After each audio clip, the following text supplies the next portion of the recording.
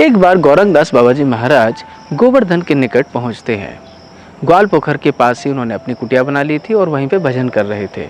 एक दिन गोवर्धन जी, गिरिराज गोवर्धन, इनको स्वप्न में आते हैं और कहते हैं कि यहीं पास में मेरा एक सुंदर सा विग्रह विराजमान है, उसको तुम कल निकाल लेना।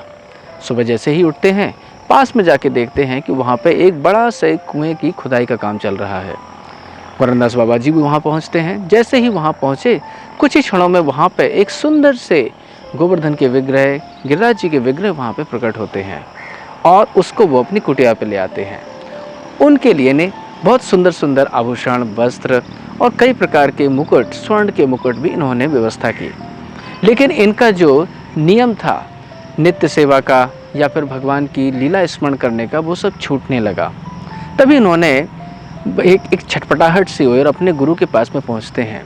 गुरु से पूछते हैं कि क्या मैं क्या करूं, भगवान की सेवा करूं कि या फिर पहले जिस प्रकार से वैराग्य भाव से रह रहा था उस प्रकार से सेवा करूं।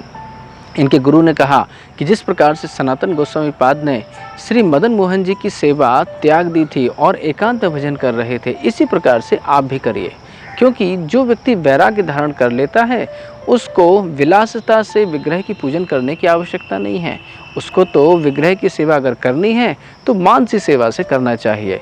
क्योंकि आप हैं वैरागी व्यक्ति, अगर आप आभूषणों से, सुंदर वस्त्रों से या फिर बड़ी बड़ी महंगी वस्तुओं से अगर भगवान की सेवा करेंगे तो आपको भजन करने का समय नहीं मिलेगा। इसके बाद इन्होंने जो गिरिराज जी की सेवा थी वो किसी एक वैष्णव को पधरा दी और ये स्वयं जैसे निर्विघ्न भजन वैराग्य भाव से करते थे उसको उन्होंने प्रारंभ कर दिया।